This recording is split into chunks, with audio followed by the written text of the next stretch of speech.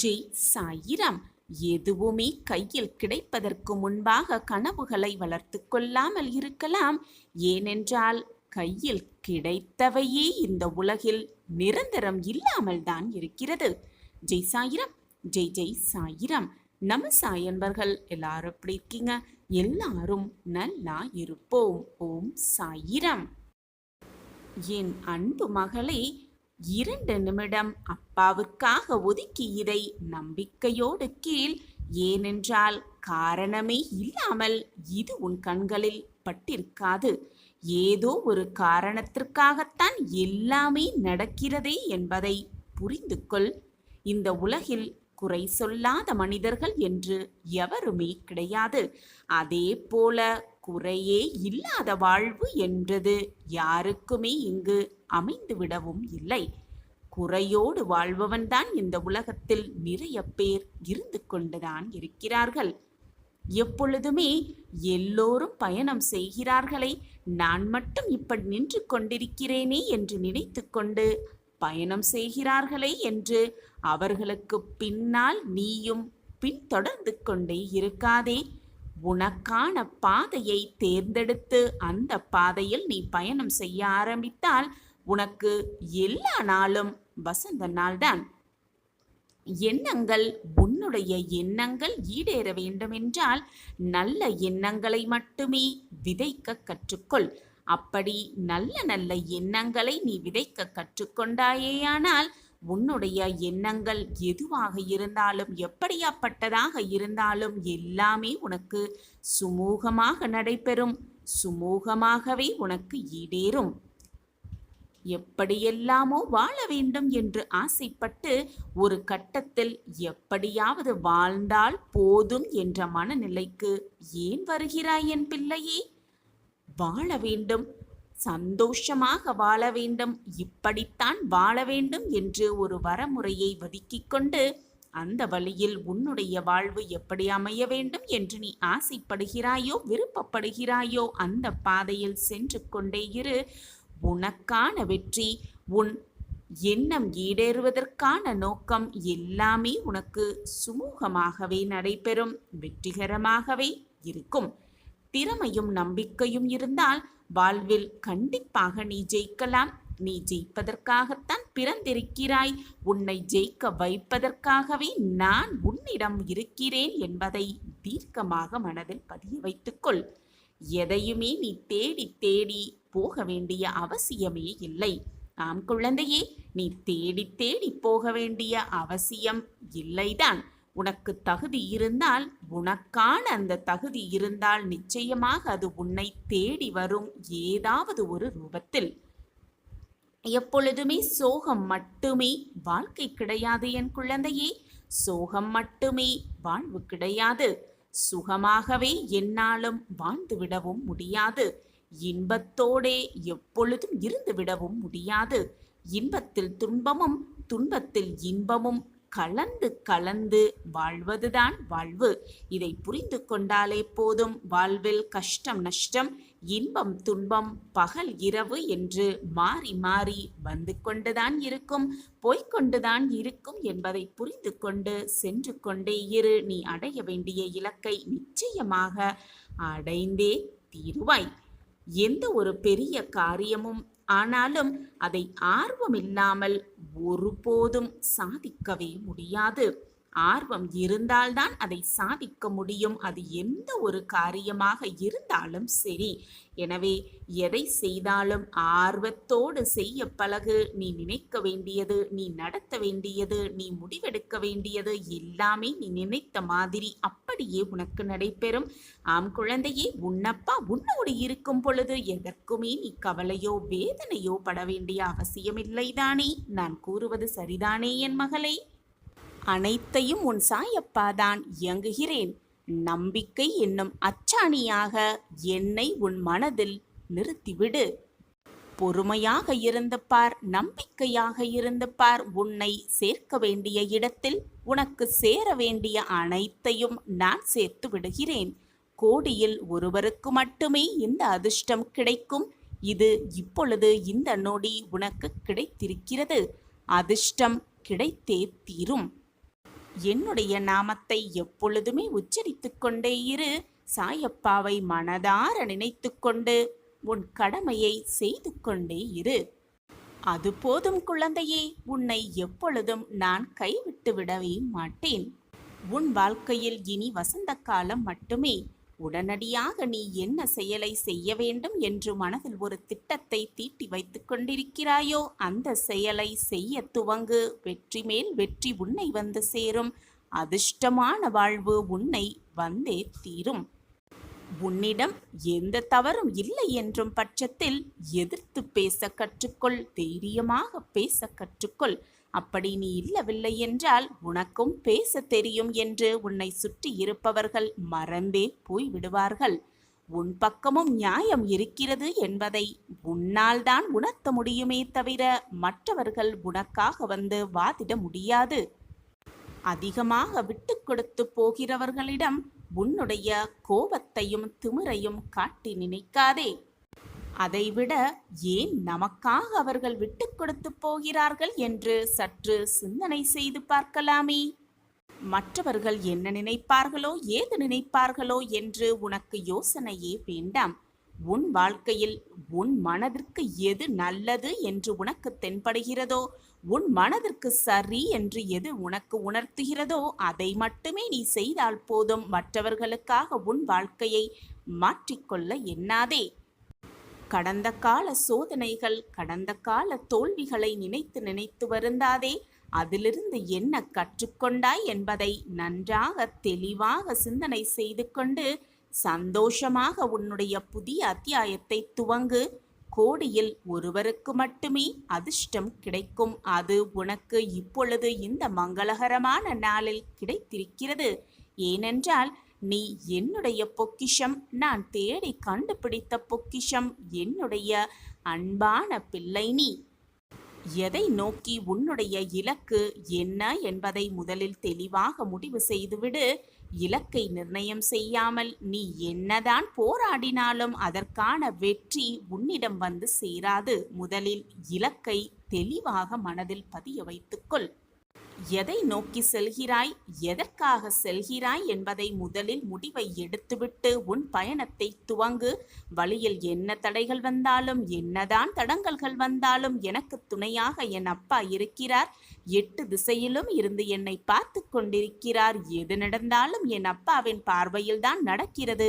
நான் பயப்பட எனக்கு எதற்கு பயம் என்று மனதாரையும் வாயாலையும் சொல்லிக்கொண்டே உன்னுடைய நினைத்த இலக்கை நோக்கி உன் பயணத்தை செய்து கொண்டே இரு. போராடிக்கொண்டே இரு. முன்னேறிக்கொண்டே இரு. வாழ்க்கையை வென்று காட்டலாம் வா என் பிள்ளையே. போராடி போராடி ஒரு விஷயத்தை அடையும் பொழுது அதிலுள்ள ஒரு அர்த்தமுள்ளதாகவே மாறிவிடும். அப்பொழுதுதான் வாழ்க்கையின் அர்த்தமும் புரியும். முயற்சி செய்து செய்து தவறான போன செயல்களை ஏற்றுக்கொள்ள மனதை பக்குவமாக வைத்துக்கொள்.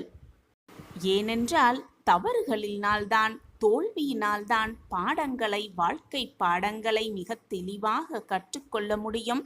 அந்த பாடங்களே வாழ்க்கையில் வெற்றியை உனக்கு சாதகமாக்கும். தோல்வியே வெற்றியின் முதல் படி. தோல்வியைக் கண்டு மனதை சறுக்கிக் கொள்ளாதே. இவ்வளவுதான் வாழ்க்கையா என்று உன் மனதை நீயே தனிமையாக எண்ணிக்கொள்ளாதே. எதற்குமே மனதை போட்டு குழப்பிக் கொள்ளாதே. சிக்கல் வந்துவிட்டதே என்று மனதை போட்டு குழப்பிக்கொண்டு புலம்பித் தவிக்காமல் அதை எது வருகிறதோ அதை அப்படியே ஏற்றுக்கொண்டு வாழ பழகிக்கொள். துன்பமாக இருந்தாலோ இன்பமாக இருந்தாலோ அதை அப்படியே ஏற்றுக்கொண்டு வாழ பழகிக்கொண்டாலே ஏமாற்றத்தை முற்றிலுமாக தவிர்த்துவிடலாம். எதையுமே ஆழமாக சிந்தித்து உனக்கு வந்திருக்கும் பிரச்சனைகளை தீர்ப்பதற்கான வழிகளை ஆழமாக சிந்தித்து அதற்கான முயற்சிகளை செய்து கொண்டே இரு. அதற்கான வழிகளை தேடிக்கொண்டே இரு. உன் பிரச்சனைக்கு நிச்சயமாக ஒரு தீர்வு இருந்தே தீரும். தீர்வே இல்லாத பிரச்சனைகளை இறைவன் உருவாக்குவதே இல்லை. அதே போல உன் பிரச்சனைக்கும் நிச்சயமாக ஒரு தீர்வு இருக்கும் என்பதை மனதார நம்பு. நான் உனக்காக எப்பொழுதுமே இங்கு வேலை செய்து கொண்டிருக்கிறேன். என்னை மீறி உன் வாழ்க்கையில் எதுவும் தவறாக நிகழாது. நிகழும்படி நான் விட்டுவிடவும் மாட்டேன். உன் வாழ்வில் எல்லாமே இனி சுகமாக நடக்கப் போகிறது. நீ கேட்டதெல்லாம் உனக்கு கிடைக்கப் போகிறது. நீ நினைத்தது எல்லாமே உனக்கு நடக்கப் போகிறது. தேவையில்லாமல் மனதை வருத்திக் கொள்ளாதே. நீ உன் வாழ்க்கையில் தத்தளித்துக் கொண்டிருக்கிறாய் என்பதை நான் நன்கு அறிந்து கொண்டுதான் இப்பொழுது அதிர்ஷ்டத்தை உன்னிடம் சேர்ப்பதற்காக வந்திருக்கிறேன். உன்னை எனது கரம் கொண்டு இறுக பிடித்து காப்பாற்றிக் கொண்டுதான் இருக்கிறேன். உனக்கான அதிர்ஷ்டத்தை உன்னிடம் கொண்டு வந்து சேர்க்கும் வேலையை நான் எப்பொழுதும் நிரந்தரமாக செய்வேன். வாழ்வில் நீ உச்சத்தை நிச்சயமாக அடைவாய். இன்னும் நீ கடந்து போக வேண்டிய தூரம் கொஞ்சம்தான் இருக்கிறது. வாழ்க்கையில் நீ பயணிக்கும் ஒவ்வொரு நாளும் ஒவ்வொரு பக்கங்கள் என்பதை முடிவு செய்து கொள். அவற்றுள் சிரிப்பு, கண்ணீர், சந்தோஷம், கோபம், இன்பம், துன்பம், கஷ்டம், வெற்றி, தோல்வி, ஆசை, நல்லது கெட்டது என எல்லாம் நிறைந்துதானே இருக்கும். அந்த பக்கங்களில் நீ மட்டும் இடம்பெற மாட்டாய். உன் எல்லா உறவுகளும் கதாபாத்திரங்களும் அதில் இடம்பெறத்தான் செய்யும். அவர்களால் உனக்கு கிடைத்த அன்பு, கிடைக்காத அன்பு, நிலையில்லாத அன்பு, உண்மையான அன்பு என பல பரிமாணங்கள் இடம்பெற்று கொண்டுதான் இருக்கும். அவை உணர்த்தும் புரிதல் ஒரு அன்பு விலகும் போது ஏற்படும் வலி, ஒரு அன்பு கிடைக்கும் போது ஏற்படும் சந்தோஷம் என பல வர்ணங்கள் கொண்டதுதான் வாழ்வு. இவற்றையெல்லாம் அனுபவிக்க விரும்பவில்லை என்றாலோ, அனுபவிக்க விரும்புகிறேன் என்று நீ சொன்னாலோ இவை ஒன்றும் உன் கையில் இல்லை. யார் யார் உன் வாழ்க்கையில் அமைய வேண்டும் என தீர்மானிப்பது உன் சாயப்பாதானே. இதற்கும் எவற்றுக்கும் நீ காரணமே இல்லை. உனக்கு நன்றாக புரிகிறதா? யார் கண்களுக்கும் தெரியாமல் மறைந்து கொண்டு ஒளிந்து கொண்டு நீ கண்ணீர் விட்டது எல்லாம் போதும் பிள்ளையே. உன்னுடைய வேதனையான முகத்தையும் மனவேதனையான குமுறல்களையும் உன் கண்ணீரையும் பார்த்துவிட்டுதான் நான் இப்பொழுது உன்னோடு பேசிக்கொண்டிருக்கிறேன். நீ கவலைப்படும் அளவிற்கு இதுவரை உன் வாழ்வில் எதுவும் நடந்து முடிந்துவிடவே இல்லை. உன் வாழ்க்கைக்கு தேவை இல்லாததை தான் உன் வாழ்க்கையிலிருந்து நான் அகற்றியிருக்கிறேன். என் வாழ்க்கைக்கு ஒரு நல்ல வழி கிடைத்து விடாதா? என் வாழ்க்கைக்கு ஒரு திருப்பு முனை அமைந்து விடாதா? என் வாழ்விற்கும் என் வெற்றிக்கும் ஒரு புதிய பாதை திறக்கப்படாதா என்று நீ ஏங்கிய விஷயத்திற்கு ஒரு மந்திர சாவியை நான் உன்னிடம் சேர்க்கப் போகிறேன். ஒரு மிகப்பெரிய மாற்றம் உன் வாழ்வில் நிகழப்போகிறது. உன்னுடைய எதிர்காலத்தின் வாழ்வை கருத்தில் கொண்டு நான் எடுத்த முடிவுதான் இது. நான் தீட்டிய திட்டம்தான் இது. நான் ஏற்படுத்திய மந்திர சாவிதான் இது. சந்தோஷமாக இரு என் பிள்ளையே. நான் தீட்டிய திட்டம், நான் ஏற்படுத்திய முடிவு, நான் உருவாக்கிய மந்திர சாவி உன் வாழ்க்கையில் மிகப்பெரிய மாற்றத்தையும் ஏற்றத்தையும் திருப்பத்தையும் உண்டாக்கும் என்பதில் எந்தவித சந்தேகமுமே உனக்கு வேண்டாம். இதுதான் முடிவு, இதுதான் தீர்வு என்று நான் உன்னிடம் சொல்லும் பொழுது எதற்காகவும் எதை நினைத்தும் எந்த காரணத்திற்காகவும் எதை பற்றியும் யோசிக்கவே யோசிக்காதே. உன் வாழ்க்கையில் ஏன் எதற்கெடுத்தாலும் காரணங்களை தேடிக்கொண்டே இருக்கிறாய்? அனைத்தும் நடப்பதற்கு ஒரு காரணம் இருக்கும் என்று நான் சொன்னதினாலா? ஒரு நிகழ்வுகள் நடந்தால், உன்னை சுற்றி ஒரு மாற்றங்கள் நிகழ்ந்தால், உன் வாழ்க்கையில் ஒரு திருப்பம் ஏற்பட்டால் அதற்கான காரணங்களை பற்றி யோசிக்காதே. அது நிகழ்ந்ததற்கான அர்த்தத்தை மட்டுமே சிந்தனை செய். காரணத்தை தேடி தேடி அலைந்து கொண்டே இருக்காதே. காரணங்களை தேடி தேடி அலைவதால் உனக்கு என்னதான் பலன் கிடைக்கப் போகிறது? எப்பொழுதுமே நடந்ததற்கான காரணங்களை தேடி தேடி அலைபவர்கள் எப்பொழுதுமே நிம்மதியாக இருந்ததே இல்லை. அதற்கு பலனும் இருந்ததாகவே தெளிவாக இல்லை. காரணங்களை தேடினால் உன்னுடைய நிம்மதிதான் கெட்டுவிடும். சரி என் பிள்ளையே, நான் உனக்காக தேர்ந்தெடுத்திருக்கும், நான் உனக்காக கண்டுபிடித்திருக்கும் அந்த மந்திர சாவி என்ன என்றுதானே இப்பொழுது உன் மனதில் கேள்வியாக உள்ளது. அந்த மந்திர சாவி உன்னுடைய நம்பிக்கையான எண்ணங்களே. உன்னுடைய நேர்மறையான சிந்தனைகளை, உன்னுடைய நேர்மறையான அணுகுமுறைகளை, நேர்மறையாக இருக்க வேண்டும் என்று சொல்கிறீர்களே, ஆனால் எப்பொழுதும் என்னுடைய எதிர்மறை எண்ணம்தான் என் வாழ்க்கையை வழிநடத்துகிறதே. அந்த எதிர்மறை எண்ணத்திலிருந்து, எதிர்மறை சிந்தனைகளிலிருந்து நான் வெளிவர எனக்கு உபாயம் தாருங்கள் சாயிநாதரே என்று உன் மன எண்ணம் எனக்கு மிக நன்றாகவே தெரிகிறது. இதோ உனக்கான மந்திர சாவியை நான் உனக்கு கொடுத்து விடுகிறேன். நீ நேர்மறையாக உன் வாழ்க்கையில் சந்தோஷமாக இருந்து நிம்மதியான வாழ்வை நிச்சயமாக தேடி பிடிக்கலாம். உன் சாயப்பா உன்னோடு இருக்கும் வரை நீ எதற்குமே பயப்பட வேண்டிய அவசியமே இல்லை. சாயிராம், சாயிராம். ஒரு ஊரில் ஒரு துறவி ஒருவர் வாழ்ந்துக்கிட்டு வந்தார். அவருடைய அறிவுரைகளை கேட்க கேட்க மனபாரம் குறையும், வாழ்க்கையை எப்படி வாழ வேண்டும் அப்படிங்கிற ஒரு உத்வேகம் எல்லோர் மனசிலும் எழும் அப்படிங்கிறது தான் அந்த ஊரில் பல பேர் எண்ணங்களாகவே இருந்தது. வாழ்க்கையின் கடைசி நொடியில் இருப்பவர்கள் கூட அந்த துறவியின் பேச்சை கேட்டால் வாழ்க்கையை வாழ்ந்தே காட்ட வேண்டும், வென்றே ஆக வேண்டும் என்ற ஒரு உத்வேகம் அவர்கள் மனதில் எழும். அப்படி ஒரு அறிவுரைகளை வழங்கி வருவார் அந்த துறவி.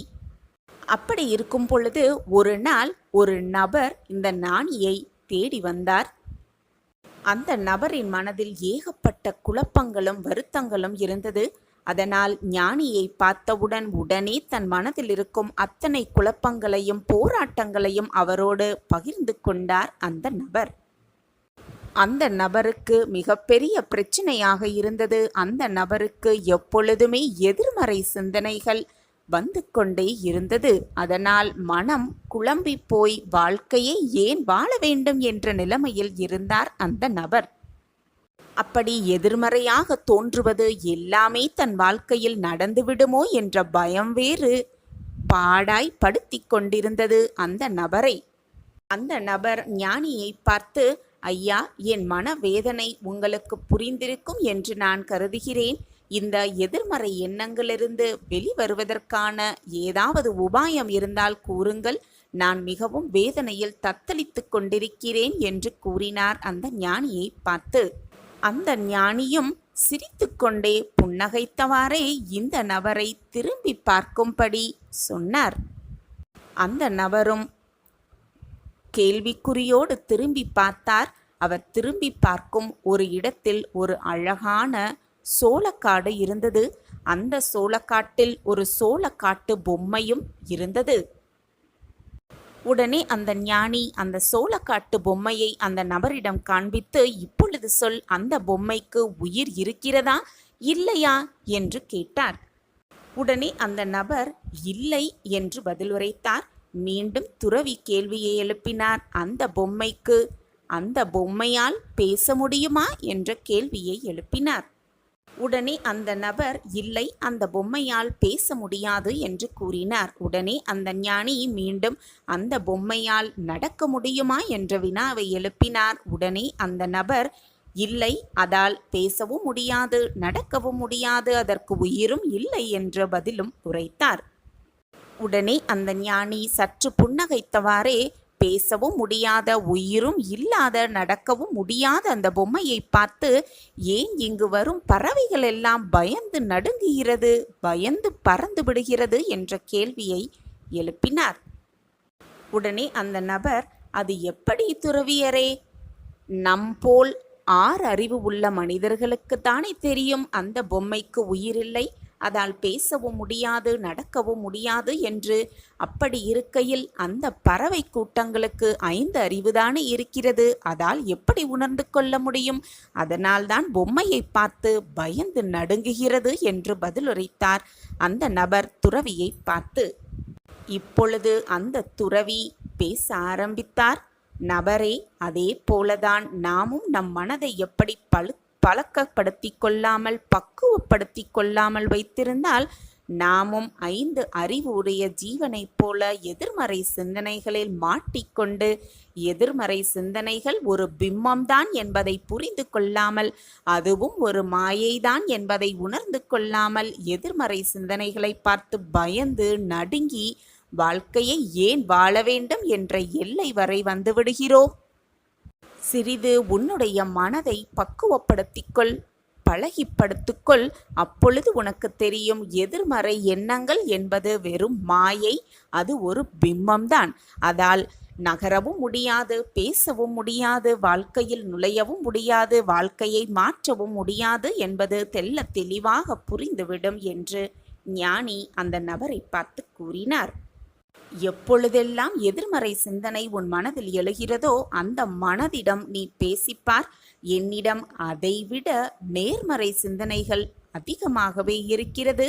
நான் அந்த சிந்தனைகளால் வாழ்க்கையில் வெற்றியடையப் போகிறேன், வாழ்க்கையை வாழ்ந்து காட்டப் போகிறேன், சந்தோஷமாக நிம்மதியாக வாழ்ந்து காட்டப் போகிறேன் என்று உன்னுடைய மனதிடம் நீ சொல்லிப்பார்.